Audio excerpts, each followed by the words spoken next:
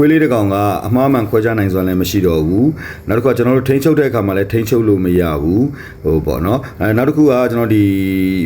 သူ့ရဲ့မကောင်းတဲ့ behavior ကိုချိန်တဲ့အခါမှာလည်းကျွန်တော်ပြောင်းလဲတဲ့အခါမှာလည်းပြန်ပြီးရန်လိုတိုက်ခိုက်တဲ့အကျင့်မျိုးတွေရှိလာပြီဆိုရင်เนาะသိကြပါလေဒီကလေးလေးဒီစိတ်ရှုပ်ထွေးတဲ့ပြဿနာနဲ့ကြုံနေရတာပါဗျ။ဘာကြောင့်စိတ်ရှုပ်ထွေးရလဲဆိုတဲ့အချက်လေးချက်ကိုကျွန်တော်ပြောပြပေးပါမယ်ဗျ။နံပါတ်1ချက်ကတော့ကျွန်တော်တို့ rules တွေချမှတ်တာမတည်ငြိမ်တာပေါ့เนาะနံပါတ်2ချက်ကတော့ကျွန်တော်တို့ဒီနားမလဲတဲ့ comment တွေအများကြီးပေးတာမျိုးပေါ့။စကားတွေနဲ့အများကြီးပြောပြီးတော့ထိန်းချုပ်တာမျိုး comment တွေပေးတာမျိုးနောက်တစ်ခါမတည်ငြိမ်တဲ့အပြုအမူတွေနဲ့သွားပြီးတော့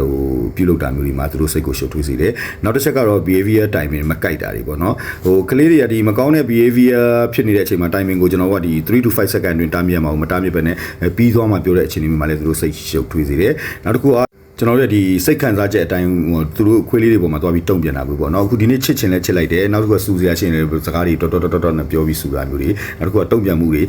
ကလေးကိုရိုက်လိုက်တာမျိုးတွေပေါ့နော်အခုကိုချစ်ချင်လဲလမ်းပြီးအရန်ချစ်လိုက်တာမျိုးတွေလုပ်တဲ့အခါမှာကလေးတွေစိတ်ရှုပ်ထွေးစေပါတယ်ဗျဟုတ်ကဲ့အားလုံးကျေးဇူးတင်ပါတယ်ကျွန်တော် High Fighter Training School of Founder မျိုးမင်းပါ